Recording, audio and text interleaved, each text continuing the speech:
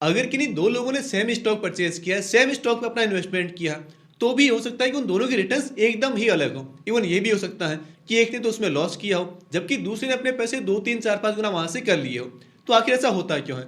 तो देखिए, इसका सबसे बड़ा रीजन है लैक ऑफ कन्विक्शन।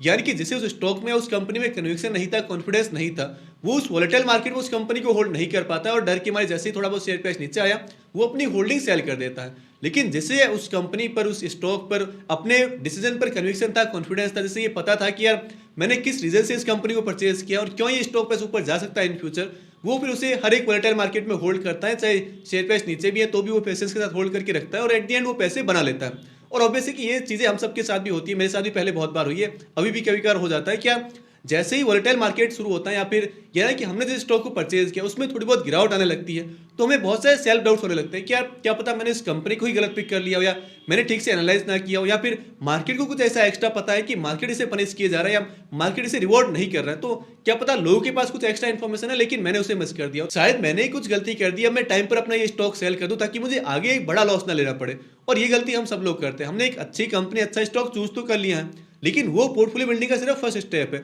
अगर हम उसे एक वोलेटाइल मार्केट में, जब स्टॉक प्राइस हमारे एक्सपेक्टेशंस के अकॉर्डिंग परफॉर्म ना कर रही हो, तब होल्ड नहीं कर पाए, तो उसका फिर बेनिफिट क्या हुआ? आपने इतना कुछ एनालाइज किया, आपने इतना कुछ पढ़ा, आपने घंटों रिसर्च पर लगाया, आपने अच्छी कंपनी चूज की, लेकिन हुआ क्या? जैसे ही मार्केट वोलेटाइल हुआ, जैसे स्टॉक प्राइस थोड़ी बहुत नीचे आई, आपका सारा कन्विक्शन हिल गया, आपका सारा कॉन्फिडेंस चला गया और आपने डर के मारे अपनी होल्डिंग सेल कर दी।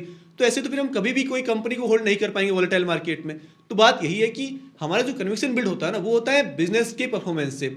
अगर हमारे पास वो एग्जैक्ट रीजन हो कि यार कंपनी ने ये चीजें अच्छी की हैं, कंपनी में ये ग्रोथ रेट है, आगे मैनेजमेंट की ये गाइडेंस है, आगे ऐसा परफॉर्मेंस रह सकता है और इस वजह से मैंने इस स्टॉक को परचेज किया है, तब आप देखेंगे कि यार जब भी स्टॉक प्राइस नीचे आएगा ना, आपको उल्टा खुशी होगी कि यार एक अच्छी कंपनी में मैं और इन्वेस्ट कर सकता हूँ। यानी मान लो अगर रिजल्ट अच्छा आ भी गया, कंपनी ने अच्छा परफॉर्मेंस दे भी दिया, लेकिन ओवरऑल मार्केट का सेंटीमेंट्स खराब है या जो भी है, उसकी वजह से स्टॉक चला नहीं या फिर और नीचे आ गया, तो आपके लिए तो वो स्टॉक और चीप हो गया ना। कि एक तो कंपनी ने अच्छा परफॉर्मेंस दिखा दिया, उसका पी रेशियो जो है वो और कम हो गया क्योंकि प्रॉफिट बढ़ गया, तो आप और अच्छे कन्विक्शन के साथ और अच्छा इन्वेस्टमेंट उसमें कर सकते हैं। और बाई चांस अगर आपको इन्वेस्टमेंट नहीं भी करना है, तो भी आपको ये तो पता है ना कि भाई कंपनी अभी एक अच्छे ट्रैक पर है, आपने जिस रीजन से इसको परचेज किया था, जो ग्रोथ आपने देखी थी, जो प्रॉफिटेबिलिटी आपने देखी थी, वो अभी भी वैसी की वैसी है। तो आज नहीं तो कल मार्केट अच्छी परफॉर्मेंस को तो रिवॉर्ड कर ही देगा। तो अगर आपको और इन्वेस्टमेंट करना है, तो ये आपके लिए और खुशी की बात है कि आपको एक उसी रेट पर या उससे भी कम रेट पर वो स्टॉक मिल गया। और अगर आपको नया इन्वेस्टमेंट नहीं भी करना है, तो भी आप इजीली होल्ड कर सकते हो, यार चलो कंपनी अच्छा कर रही है तो market at the end reward कर ही देगा। तो कन्विक्शन बिल्ड होता है बिजनेस की परफॉर्मेंस से। जब हम बिजनेस को ट्रैक करते हैं, जब हमें पता होता है कि भाई ये लीवर्स हैं जो कि कंपनी को आगे चल के सपोर्ट कर सकते हैं, कंपनी ग्रोथ में सपोर्ट कर सकते हैं, और जो कि एट द एंड हमें स्टॉक प्राइस में भी दिख जाएगा।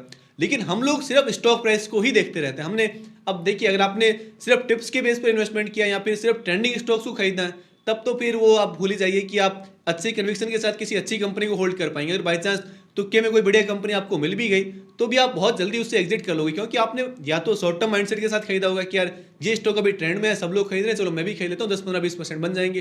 तो वो तो एक अलग ही, बिल्कुल ही माइंडसेट अलग हुआ। लेकिन अगर आपने एकदम टिप्स पर इन्वेस्टमेंट किया, आपको नहीं पता है कि यार ये स्टॉक जिसने मुझे बताया उसने किस रीजन से बताया, या फिर मेरे अपने पोर्टफोलियो में तो किस रीजन की वजह से पोर्टफोलियो में, अगर आपको ये सब चीजें नहीं पता, अगर आप कंपनीज को ट्रैक नहीं करते हैं, तब तो आपकी प्रॉब्लम हमेशा रहेगी कि आप वोलेटिलिटी में अपने स्टॉक्स को होल्ड नहीं कर पाएंगे। और इसका बस एक ही सॉल्यूशन है, आप अपनी पोर्टफोलियो वाली कंपनीज के बारे में और अच्छे से जानना स्टार्ट कीजिए कि भाई इन कंपनीज का बिजनेस क्या है, कैसी ये प्रॉफिटेबिलिटी अर्न करती है, इनका मैनेजमेंट कैसा है, उनकी गाइडेंस कैसी है, रिजल्ट कैसे रहते हैं, आगे का गाइडेंस कैसा है, आगे कंपनी कैसा कर सकती है। अगर आपको ये सब चीज़ें पता होगी, आपको बिजनेस वो जो फंडामेंटल्स होते हैं ना, अगर वो चीज़ें पता होगी ना, तो अपने आप कॉन्फिडेंस बिल्ड होगा, अपने आप कन्विक्शन बिल्ड होगा। फिर आपको वोलेटिलिटी से उतना फर्क नहीं पड़ेगा कि यार स्टॉक प्राइस इतना नीचे आ गया, इतना ऊपर आ गया, क्योंकि आपका मेन मोटिव स्टॉक प्राइस होना ही नहीं चाहिए। आपको देखना है कंपनी का बिजनेस, उसकी परफॉर्मेंस, उसके नंबर्स देखने। अगर वो चीजें सही है, तो ये जो स्टॉक प्राइस वाली चीज है वो कभी ना कभी तो सही हो ही जानी है, और उसके लिए आपको उस पेशेंस के साथ होल्ड करना है, इससे ज्यादा कुछ भी नहीं है। अगर उस कंपनी के रिजल्ट अच्छे आ रहे हैं, उसके नंबर्स अच्छे हैं, कंपनी की परफॉर्मेंस काफी अच्छी है, तो बाकी सब चीजें मार्केट अपने आप सही कर देगा।